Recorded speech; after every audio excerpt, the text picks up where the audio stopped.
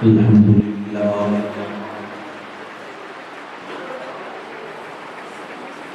الحمد لله وحده والصلاة والسلام على من لا نبي بعده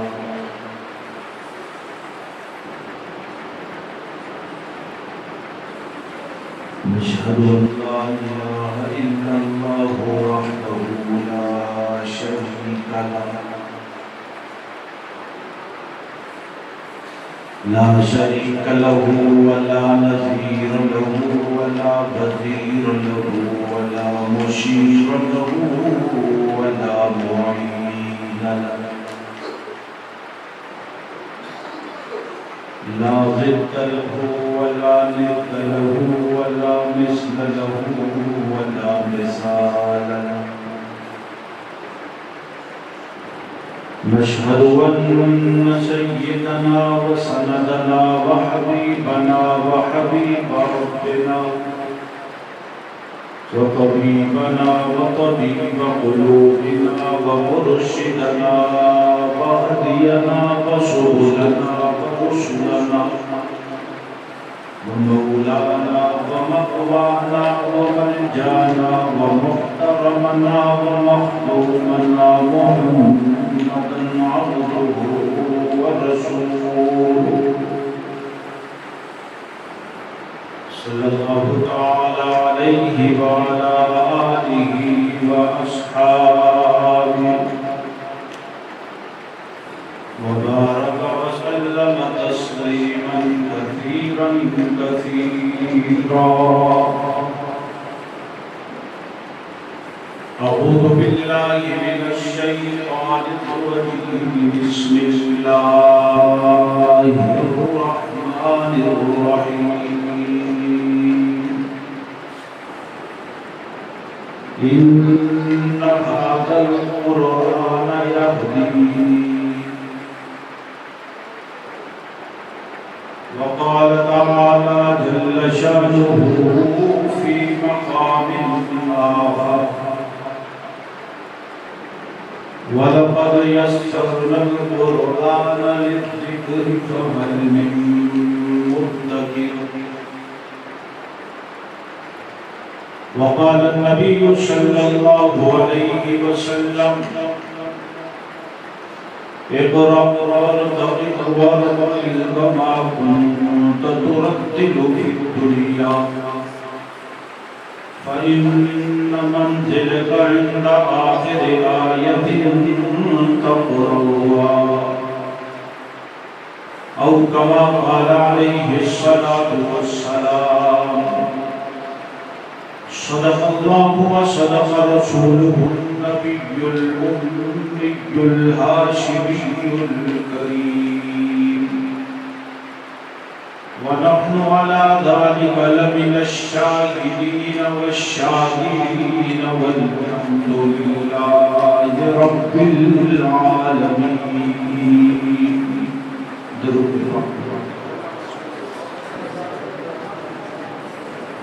اللهم صل على سيدنا ومولانا محمد وعلى آل سيدنا ومولانا محمد وبارك وسلم وصل عليه.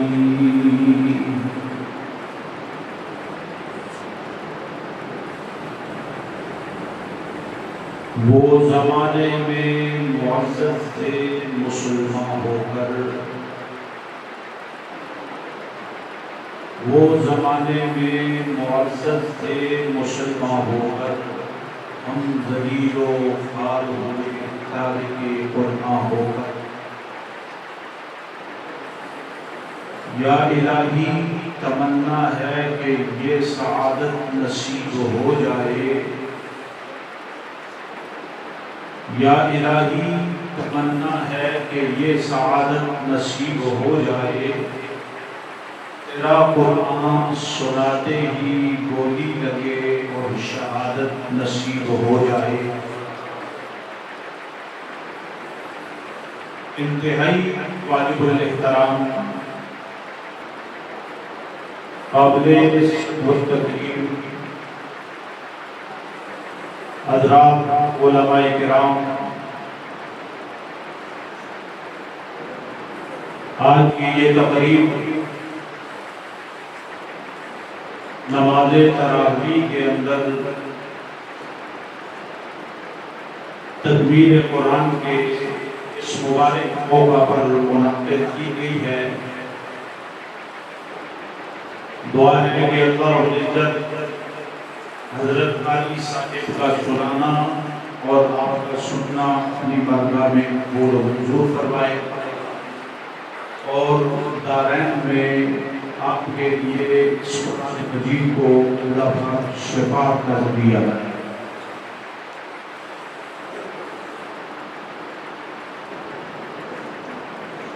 کافی وقت ہو چکا ہے، حضرت بیان فرما رہے تھے، بہت بہترین طریقے سے قرآنی حوالے سے گفتگو فرما رہے تھے۔ وقت بھی کافی ہو چکا ہے، انشاءاللہ بالکل مختصر وقت میں بہت مختصر گفتگو ہوگی۔ اگر آپ کی سماعتیں اس طرف مرکوز ہوگی تو یقیناً اس سے میرا اور آپ سب کا فائدہ ہوگا انشاءاللہ۔ تو ایک گزارش ہے کہ جو باہر حضرات بیٹھے ہوئے ہیں، اندر بھی جگہ موجود ہے، تو بڑے حضرات سے گزارش ہے وہ سامنے آ جائیں تاکہ گفتگو جو ہے آگے چلائی جا سکے۔ برآمدے میں بیٹھے ہوئے حضرات آگے تشریف لے آئیں۔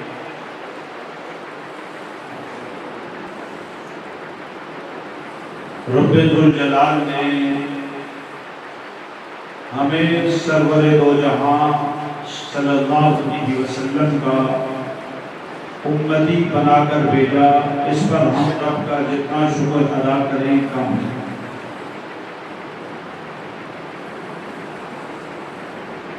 اسی نسبت کی بنیاد پر آج ہم مسجد میں بھی جمع ہے۔ اسی نسبت سے اللہ نے ہمیں اپنا کلام بھی عطا کیا، اور یہی نسبت ہمارے لیے باعث شفاعت بھی بنے گی انشاءاللہ۔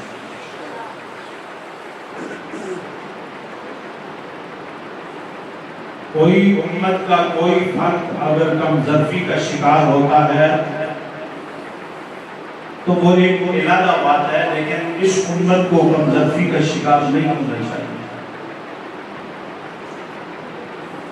کیونکہ رب تعالیٰ نے جو نبی ہمیں عطا کیا،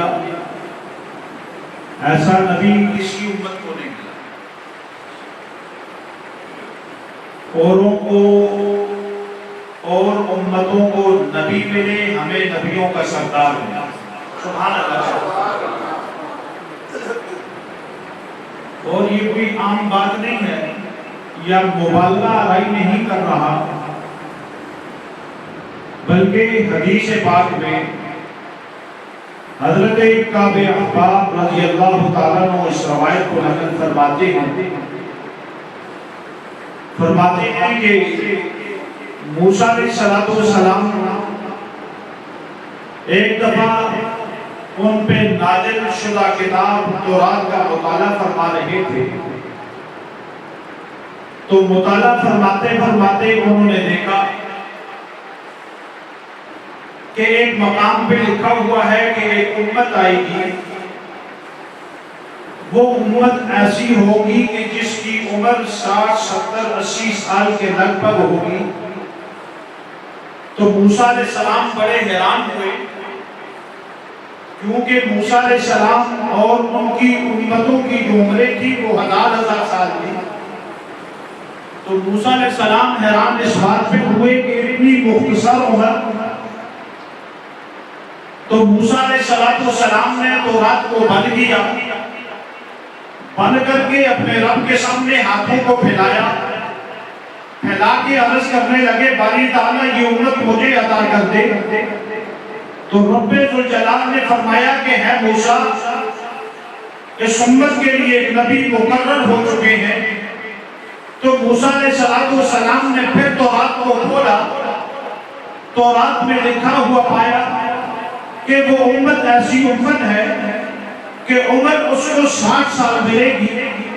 60 साल की उम्र में अगर वो गुनाह करती है, पाप करती है, अल्लाह के अहकामात को तोड़ती है, रसूलुल्लाह सल्लल्लाहु अलैहि वसल्लम के तरीकों से रूबरदार होती है, अल्लाह के हुक्मों की नाफरमानी करती है, रसूलुल्लाह सल्लल्लाहु अलैहि वसल्लम के तरीकों पे नहीं चलती, गुजर रही है नाफरमानियों में, बगावत की जिंदगी गुजार रही है, गुजारते गुजारते आखिरी लम्हात के अंदर अगर उसे तौबा का मौका मिल गया, एक घड़ी के लिए वो अपने घर बार को छोड़ के रब के दरबार पे आ गया, आके रब के दरबार में 2 आंसू नजामत के इसने बहा दिए, तो रब ताला इसकी 60-70 साल जिंदगी के गुनाहों को नेकियों में तब्दील कर देंगे। मूसा अलैहिस्सलाम ने फरमाया बड़ी अजीब उम्मत है, बारी ताला ये उम्मत मुझे अता कर दे। तो अल्लाह फरमाते हैं कि हे मूसा, इस उम्मत के लिए एक नबी मुकर्रर हो चुके हैं। मूसा अलैहिस्सलाम ने फिर तौरात को खोला, लिखा हुआ ये पाया कि वो है तो उम्मत, लेकिन साबका जितने नबी हैं उनकी उम्मतों की वो सरदार वो उम्मत होगी। मूसा अलैहिस्सलाम ने फरमाया ये उम्मत मुझे दे दे। अल्लाह ने फरमाया है मूसा इस उम्मत के लिए एक नबी मुकर्रर हो चुके हैं। तो फिर तौरात को खोला, उसमें लिखा हुआ पाया वो उम्मत ऐसी उम्मत है कि सबसे आखिर में आएगी, लेकिन क़यामत वाले दिन सबसे पहले जन्नत में दाखिल हो जाएगी। मूसा अलैहिस्सलाम ने फरमाया है अल्लाह ये उम्मत मुझे दे दे। तो अल्लाह ने फरमाया है मूसा इस उम्मत के लिए एक नबी मुकर्रर हो चुके हैं। अब मूसा ने अपनी दुआ का अंदाज बदलते हुए फरमाया है अल्लाह ये उम्मत मुझे नहीं देता तो न दे, उस नबी का उम्मती ही मुझे बनाए। उम्मत नहीं देता न दे, उस नबी का बुलंद आवाज से उम्मती बनाए। तो इस पर हम अल्लाह का जितना शुक्रिया अदा करें कम है। अल्लाह ने ईसा अलैहिस्सलाम की दुआ को कबूल किया, आसमानों पे उठा लिया। अब कुर्बे क़यामत ईसा अलैहिस्सलाम नबी बन के नहीं बल्कि नबी की उम्मती बन के तशरीफ लाएंगे। तो इसलिए अपनी निस्बत पे हमें फख्र होना चाहिए कि हम किस नबी की उम्मती हैं। और जरा देखते हैं कि किस नबी की उम्मती है।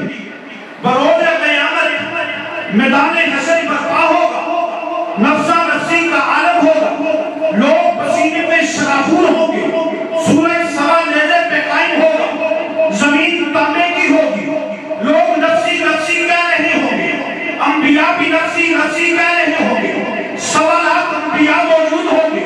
अल्लाह 1.25 लाख नबियों से कहेंगे है नबियों बताओ तुम्हारी उम्मत के साथ क्या मामला किया गया। तो नबी कहेंगे या बारी ताला जो हमारी उम्मतें बेवकूफ़ हैं, जो हमारे हुक्मों को मानती रही है, जो आपके अहकामात नाज़िल शुदा मानती रही है, उनको हमारे हवाले करो, हम उनको जन्नत में लेके चले जाएंगे।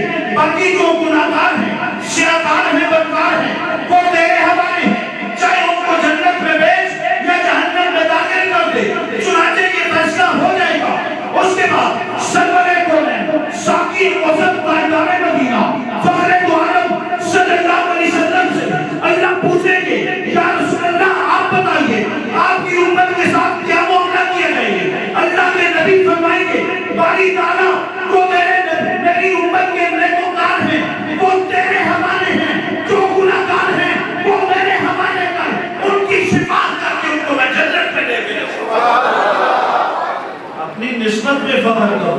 अल्लाह ने जो नबी हमें अता किया, ये नबी कोई वैसे ना मिला ताइफ की गलियों के अंदर जिस्म लौलुहान करा के इस उम्मत तक इस दीन को पहुंचाए। ओद के मैदान के अंदर अपने दंदान मुबारक शहीद करवा के ये कलमा इस उम्मत तक पहुंचाया।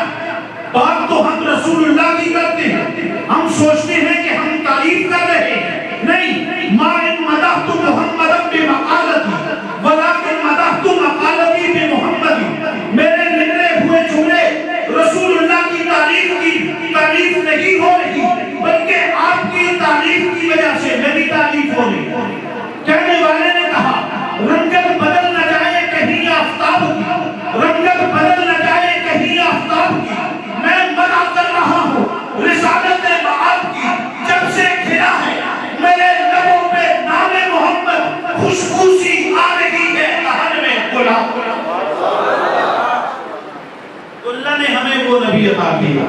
ہمیں اپنی نسبت پہ فخر ہونا چاہیے کہ نہیں؟ بلند آواز سے اب جو بات سمجھ میں آ جائے تو ہماری زبانیں خاموش نہیں رہنی ہے. رسول اللہ صلی اللہ علیہ وسلم کی تعریف ہو رہی ہے، قرآن مجید کی فضیلتیں بیان ہو رہی ہے.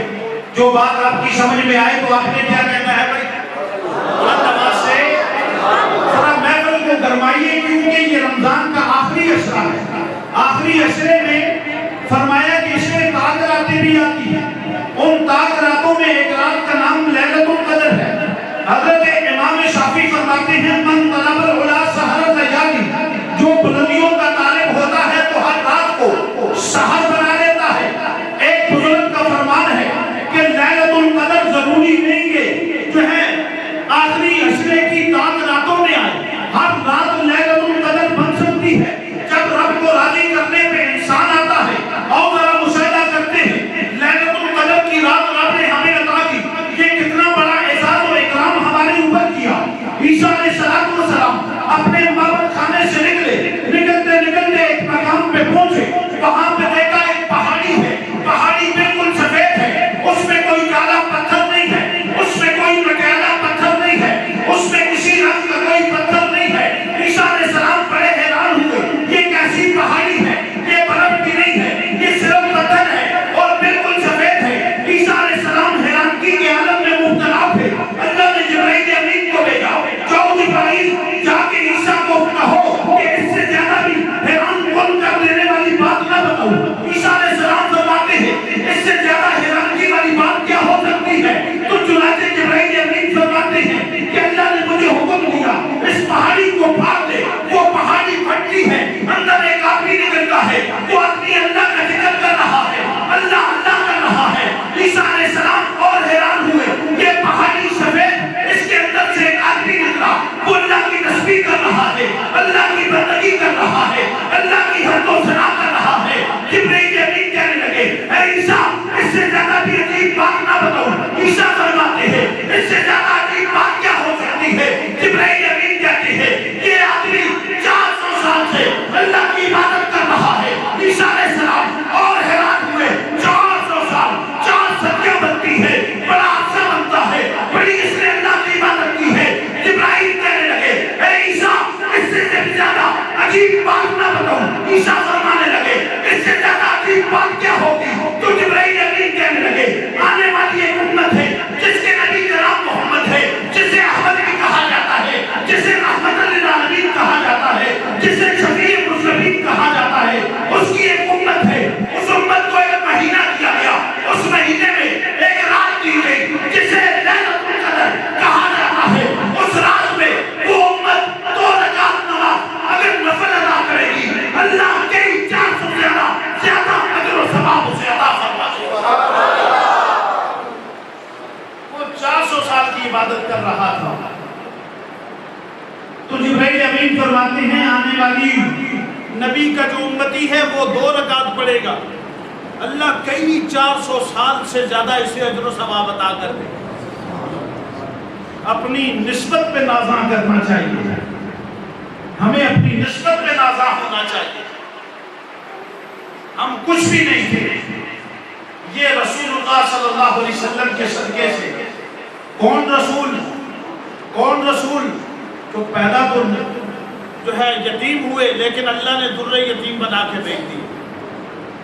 جو دنیا میں تشریف لائے تو کوئی پرسان حال نہ تھا، کوئی پرسان حال نہ تھا. عرب کا تو یہ رواج تھا، حضرت بیٹھے ہوئے ہیں، عرب کا یہ رواج تھا کہ کوئی بھی اگر دائی یا مائی کسی کے گھر سے بچہ اٹھا کے اس کی پرورش کرنا چاہتی ہے تو سب سے پہلے پوچھتی ہے اس کا والد زندہ ہے کیا؟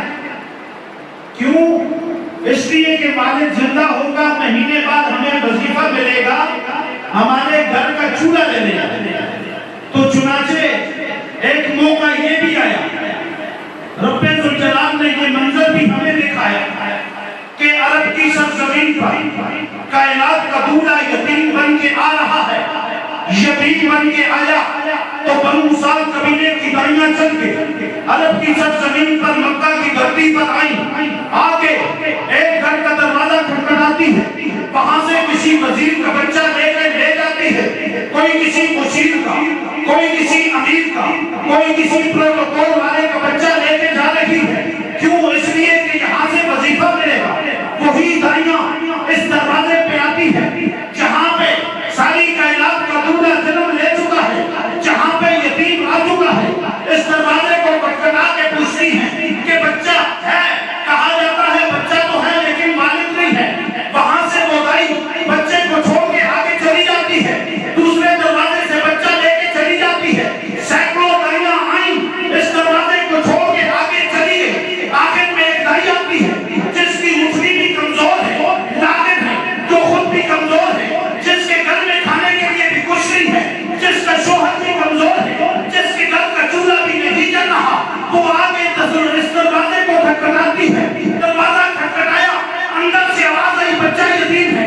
دائی کہنے لگی جیسا بھی ہے اب بچہ لے کے جاؤں گی, کیونکہ اب مجھے کہیں اس دھرتی پر اور بچہ نظر نہیں آتا. چنانچہ دروازہ کھلتا ہے, وہ دائی اندر تشریف لے جاتی ہے, جا کے بچے کے پاس زانو بچھا کے بیٹھ جاتی ہے, تو زانو ہو کے بیٹھ جاتی ہے. بچے کے چہرے پہ پلہ ہے, دائی بیٹھتی ہے, پلے کو ہٹا کے کبھی آسمانوں پہ نگاہ کرتی ہے, کبھی اس زمین کو دیکھ کے کہتی ہے چاند سے تشبیہ دینا یہ بھی کوئی انصاف ہے.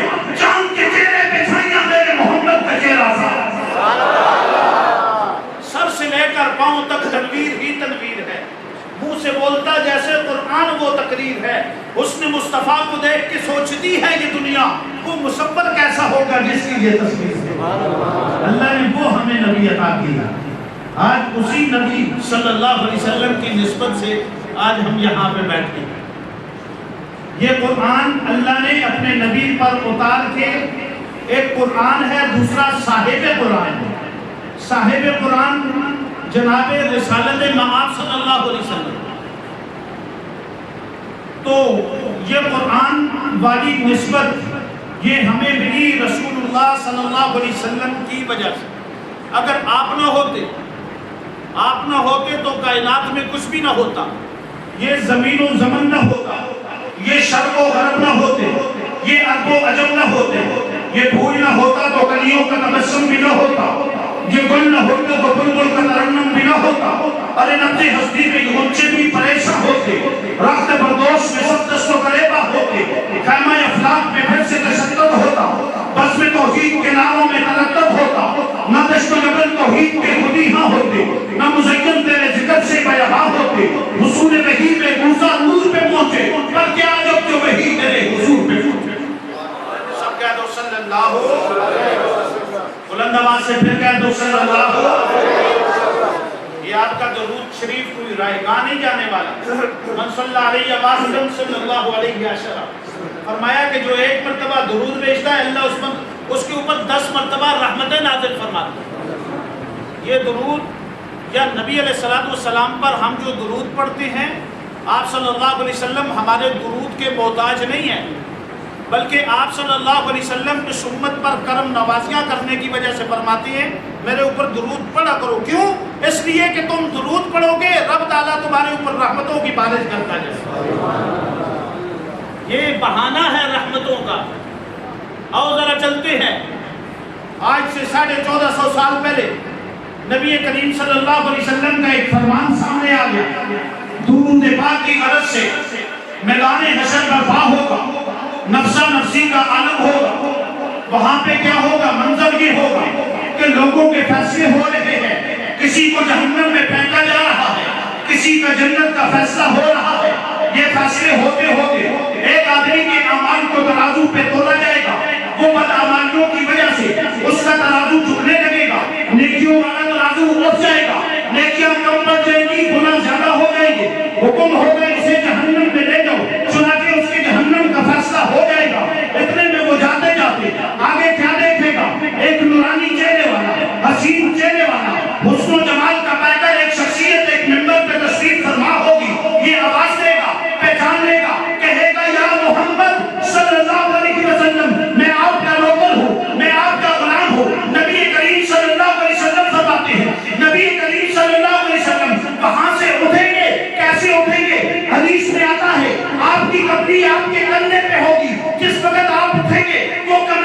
زمین پہ گھسٹتی ہوئی چلے گی، اتنی تیزی سے اٹھ کے اس غلام کے پاس جائیں گے اور فرشتوں سے کہیں گے اسے کہاں لے کے جا رہے ہو؟ فرشتے کہیں گے اس کے جہنم کا فیصلہ ہو گیا، اس کے گناہ والے اعمال، غلط اعمال، بد اعمال اس کے زیادہ ہو گئے، ترازو نیچے ہو گیا۔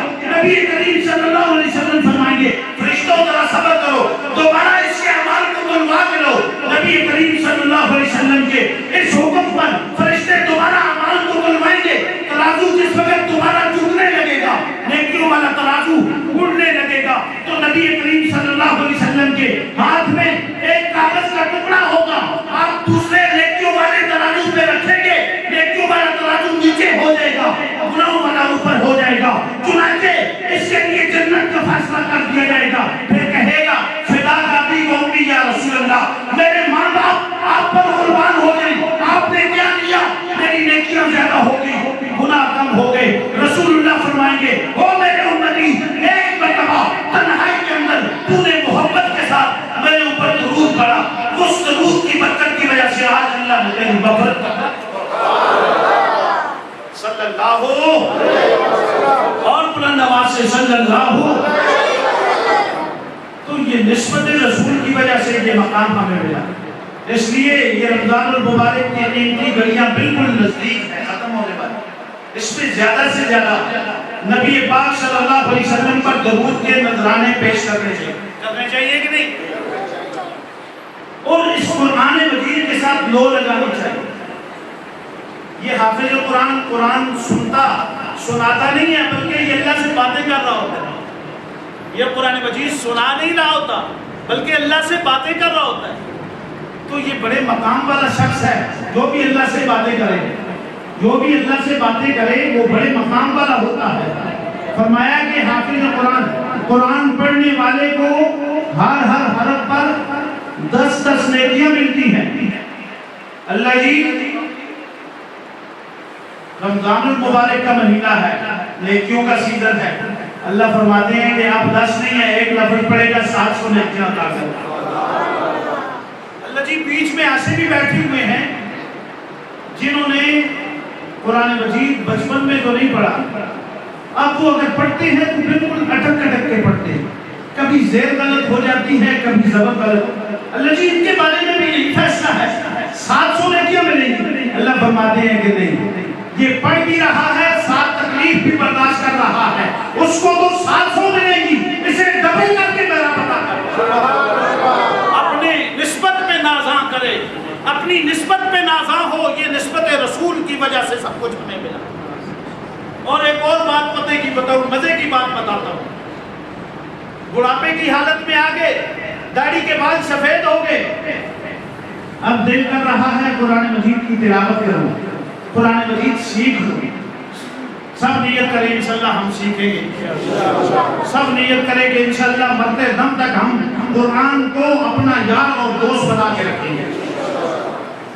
حدیث میں آتا ہے جو شخص قرآن مجید بڑھاپے کی حالت میں نیت کر لے کہ میں اب سیکھنا شروع کروں گا، وہ سیکھتے سیکھتے سورہ فاتحہ ہی پڑھ کے مر جاتا ہے، یا 2 رکوع 4 رکوع ایک پارہ پڑھ کے مر جاتا ہے۔ اس کے ساتھ کیا معاملہ ہوتا ہے؟ ایک تو حدیث مشہور یہ ہے کہ اس کو علماء کے ساتھ اٹھایا جائے، قرآن کے ساتھ اٹھایا۔ ایک تو یہ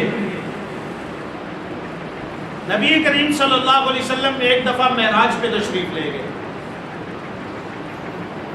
چلتے چلتے جس وقت آگے پہنچے، آسمانوں کی سیر کرتے کرتے 7ویں آسمان پہ پہنچے، آگے ایک بابا جی بیٹھے ہوئے تھے۔ جبرائیل امین سے پوچھا، یا کسی پوچھنے والے فرشتے سے پوچھا یہ بابا جی کون ہے؟ کہنے والے نے بتایا کہ یا رسول اللہ صلی اللہ علیہ وسلم یہ آپ کے جد امجد ہیں، جناب حضرت ابراہیم علیہ السلام۔ بابا جی کے پاس اور بھی کئی بابے بیٹھے ہوئے تھے۔ نبی کریم صلی اللہ علیہ وسلم نے فرمایا یہ بابا جی تو میرے جد امجد ہیں، اور یہ جو بابے بیٹھے ہوئے اتنی جمع غفیر کی تعداد میں، یہ کون لوگ ہیں اور کیا کر رہے ہیں؟ تو بتانے والے نے بتایا یا رسول اللہ صلی اللہ علیہ وسلم یہ آپ کی امت کے وہ لوگ ہیں جنہوں نے بڑھاپے کی حالت میں قرآن پڑھنے کی نیت کی، قرآن پڑھنا شروع کیا، ابھی تھوڑا ہی پڑھا تھا، دنیا سے انتقال کر گئے،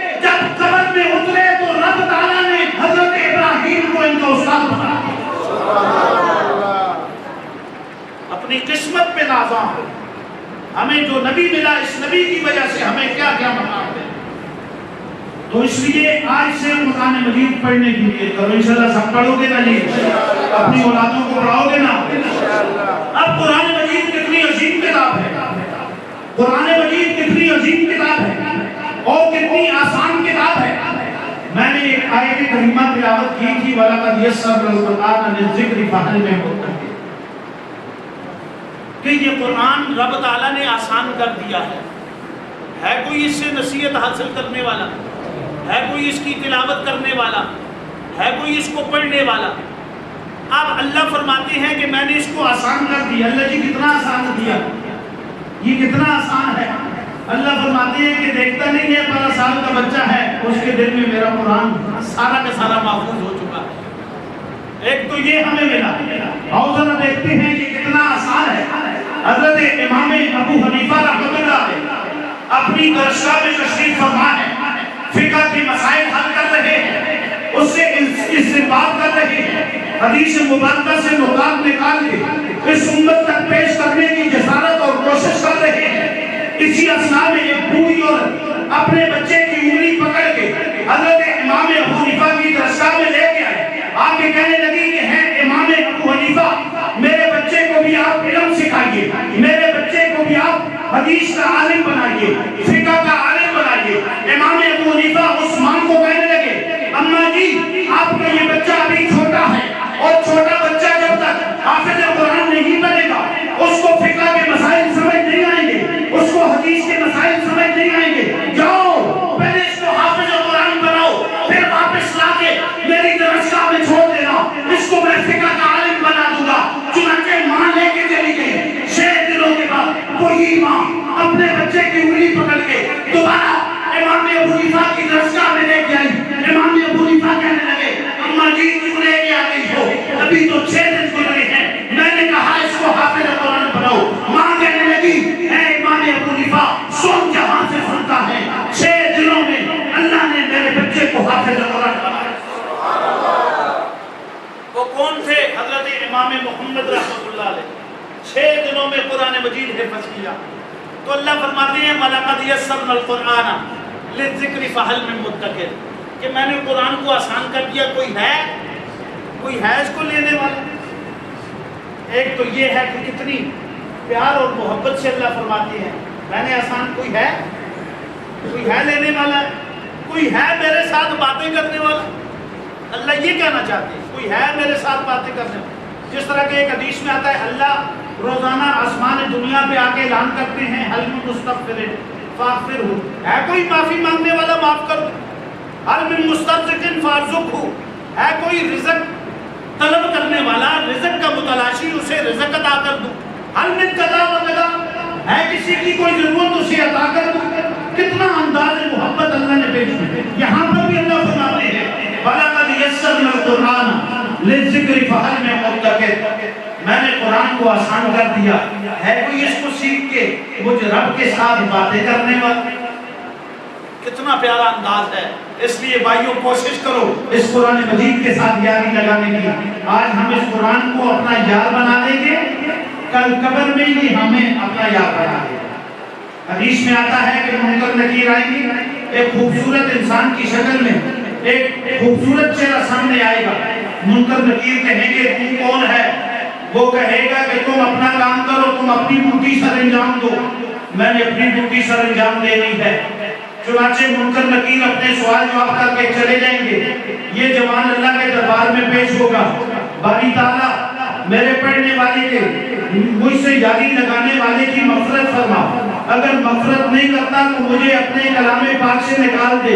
तो अल्लाह उसकी इस शिफ़ाअत को कबूल करके पढ़ने वाले की मग़फ़िरत फरमा देगी। वो होगा सूरह मुल्क, वो सूरह मुल्क होगी।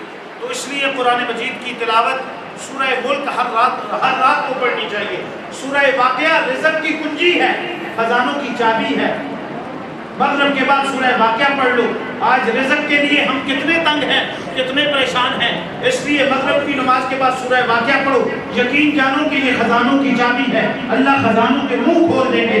सूरह मुल्क रात को पढ़ोगे, एक तो ये है कि ये सूरह मुल्क शिफा करेगी, دوسرا ساری رات اگر رات کی کسی پیر میں بھی انسان کی روح پرواز کر جاتی ہے تو اللہ شہداء کے ساتھ اٹھائیں گے، شہداء کے ساتھ اٹھائیں گے۔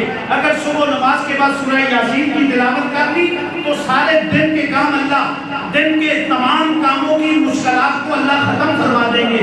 اگر جو ہے آیت الکرسی کی رات کو تلاوت کی تو ساری رات بے غم ہو کے اپنے گھر میں سویا رہے، اللہ کے فرشتے اس کے گھر پر پر بچھا کے اس کے گھر کا پہرا دیتے ہیں۔ قرآن بڑی عظیم کتاب ہے، اس لیے اس قرآن کے ساتھ جاری رکھو۔ کافی وقت ہو گیا، بالکل مختصر انداز میں اللہ کے حبیب فرماتے ہیں خیرکم من تعلم القرآن وعلمہ، اس کائنات میں سب سے بہتر وہ ہے جو قرآن مجید کو سیکھے اور سکھائے۔ یہ حدیث سب نے پڑھی ہے۔ اب میں نے جس وقت اس حدیث کو پڑھا، علماء بیٹھے ہوئے ہیں، میں نے پھر جو ہے نظارہ کیا گرد و نواح میں کہ اللہ کے حبیب فرماتے ہیں کہ خیرکم، یہ بہتر ہے۔ ظاہری طور پہ تو ہمیں بہتر نہیں نظر آ رہا، میں نے دیکھا ظاہری طور پہ مجھے بہتر نظر نہیں آیا۔ کیسے نہیں آیا؟ ایک تو وہ ہے کہ جو گھر سے مدرسے میں پڑھنے کے لیے جاتا اور والدین کے پاس ہے، والدین اس کی خدمت کر رہے ہیں، اس کو اچھے کپڑے پہنا رہے ہیں، یہ نہ رہا۔ ایک وہ ہے جو مدرسے میں رہ کے مسافر بچے رہ کے پڑھ رہے ہیں، قرآن مجید حفظ کر رہے، بڑی توجہ کے ساتھ، بالکل مختصر۔ میں نے جس وقت ان بچوں کو دیکھا، کسی کے سر پہ ٹوپی ہے، وہ ٹوپی بھی پھٹی ہوئی ہے، کسی کے کپڑے ہیں تو کپڑے بھی میلے ہیں، کسی نے جوتا پہنا ہوا ہے، جوتا بھی ٹوٹا ہوا ہے، اور کبھی مدرسے میں کوا پی رہا ہے، کبھی سوکھی روٹی کھا رہا ہے۔ مدرسے کے حالات جب ایسے بن جاتے ہیں، آپ کو تو نہیں پتا، ہم مدرسوں کے ساتھ وابستہ ہیں، ہمیں پتا ہے کیا کیا حالات ہوتے ہیں۔ اللہ کے حبیب فرماتے ہیں خیرکم، یہ بہتر ہے۔ اللہ جی بات سمجھ نہیں آ رہی، آپ کے حبیب فرماتے ہیں یہ بہتر ہے، لیکن مجھے تو یہ بہتر نظر نہیں آ رہا۔ اس کی ٹوپی بھی پھٹی ہے، کپڑے بھی پرانے ہیں، جوتا بھی پھٹا ہے، روٹی بھی مانگ مانگ کے کھا رہا ہے، آپ فرماتے ہیں یہ بہتر ہے۔ اللہ فرماتے ہیں ذرا صبر تو کر، اتنی جلدی کیوں کرتا ہے؟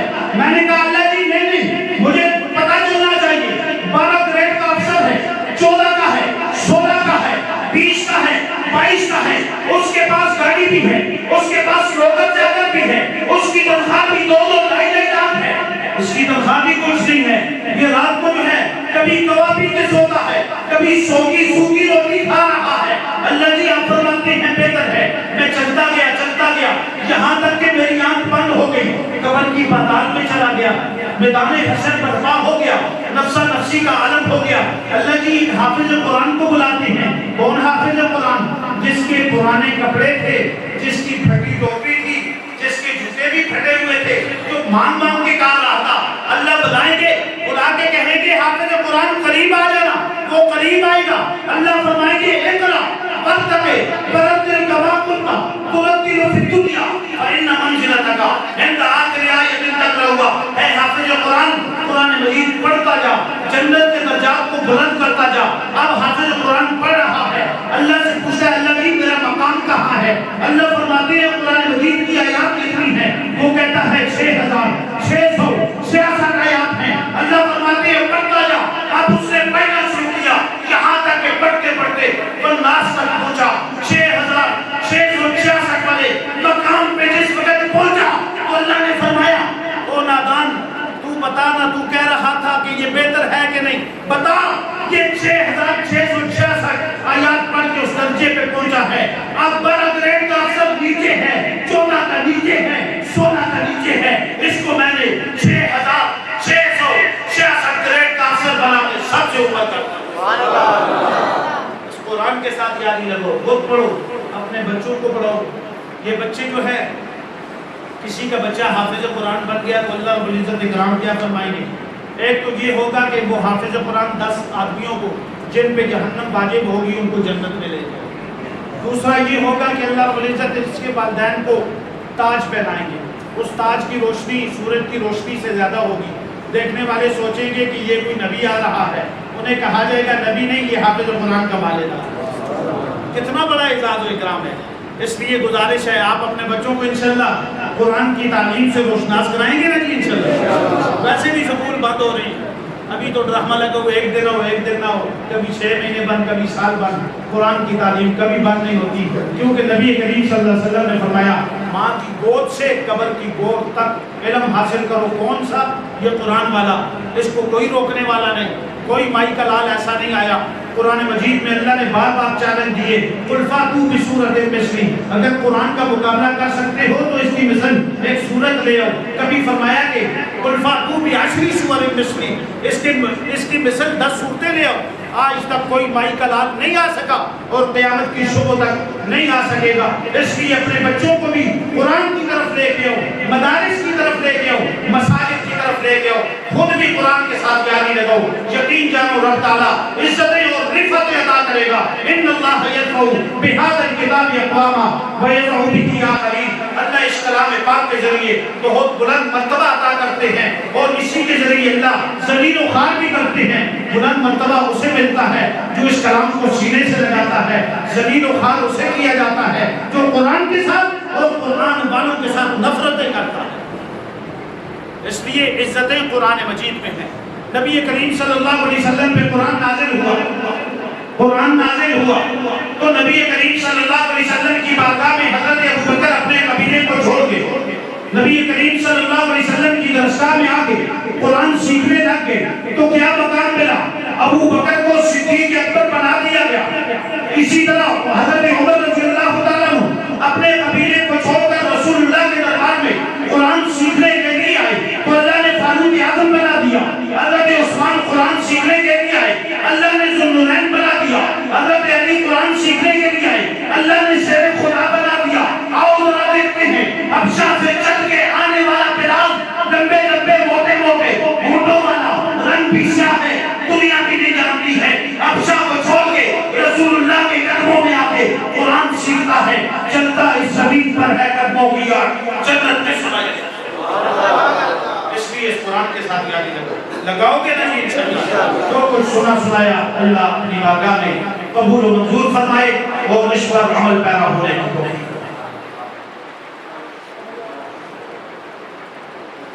آمین. الحمدللہ رب العالمین والعاقبۃ للمتقین والصلاۃ والسلام علی سید الانبیاء والمرسلین. ربنا ظلمنا انفسنا وان لم تغفر لنا وترحمنا لنکونن من الخاسرین. یا اللہ ہمارے سننے سنانے کو اپنی بارگاہ میں قبول و منظور فرما. اللہ یہ جو نماز تراویح کے اندر قرآن مجید کی تلاوت ہوئی ہے اس کو اپنی بارگاہ میں قبول فرما. اللہ سننے سنانے والوں کو جزائے خیر عطا فرما. اللہ اس قرآن کو ہمارے لیے باعث شفاعت بنا. اللہ اس قرآن مجید کے ساتھ یاری لگانے کی توفیق عطا فرما. اللہ ختم قرآن پہ دعائیں قبول ہوتی ہیں. اللہ ہمیں یقین ہے فرمان رسول ہے کہ ختم قرآن کے موقع پر دعائیں قبول ہوتی ہے. اے اللہ ہم اپنے سارے گناہوں کی معافی مانگتے ہیں. اے اللہ ہم توبہ کرتے ہیں ہمارے سارے گناہوں کو معاف فرما. اے اللہ چھوٹے بڑے کو معاف فرما، صغیرہ کبیرہ معاف فرما، ذری باطنی معاف فرما، اجتماعی انفرادی معاف فرما. اے اللہ چھوٹے بڑوں کے گناہوں کو معاف فرما، بچے بوڑھوں کے گناہوں کو معاف فرما، عورتوں مردوں کے گناہوں کو معاف فرما. اے اللہ سارے کے سارے گناہوں کو معاف فرما. اے اللہ تمام سیئات کو حسنات میں تبدیل فرما. اے اللہ پل پل پہ جو رحمتیں نازل ہو رہی ہیں اے اللہ ہمیں ان رحمتوں کو اپنے اندر سمانے کی توفیق عطا فرما.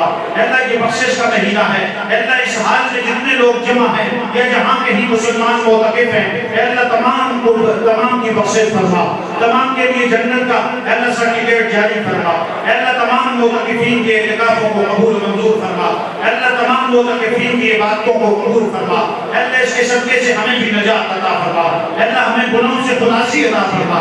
اے اللہ نیکیوں کی محبت دل میں ڈال دے. اے اللہ غریبوں کی مدد و نصرت فرما، مساکین یتیم اور بیواؤں کی مدد و نصرت فرما، مجاہدین کی مدد و نصرت فرما، مظلوموں کی مدد و نصرت فرما. اے اللہ جہاں کے ہی ظالم کے ظلم میں مظلومین پس رہے ہیں اے اللہ ظالمین کو ہدایت نصیب فرما، ہدایت کے قابل بھی تو تباہ و برباد فرما. اے اللہ مظلومین کو نجات عطا فرما. اے اللہ جنت الفردوس اے اللہ تمام مسلمانوں کا مقدر فرما. اے اللہ جنت الفردوس تمام مسلمانوں کا مقدر فرما. اے اللہ بیماروں کو شفاء کاملہ نصیب فرما، تندرستوں کو دستیاب نصیب فرما، پریشان حال لوگوں کو خوشحالیاں نصیب فرما. اے اللہ حج بیت اللہ کی حاضری نصیب فرما، روضہ رسول کی زیارت نصیب فرما، مقام ابراہیم کے نوافل نصیب فرما، صفا مروہ کی سعی نصیب فرما. اے اللہ خاتمہ بالاسلام فرما، خاتمہ بالقرآن فرما، خاتمہ بالایمان فرما۔ اللہ جتنی خیریں رسول پاک صلی اللہ علیہ وسلم نے مانگی ہیں وہ ہمیں عطا فرما، جتنی شرور سے آپ صلی اللہ علیہ وسلم نے پناہ مانگی ہے اللہ ہمیں بھی پناہ عطا فرما۔ اللہ ہماری دعاؤں کو اپنی رحمت و فضل سے قبول و منظور فرما۔ صلی اللہ علیہ وسلم۔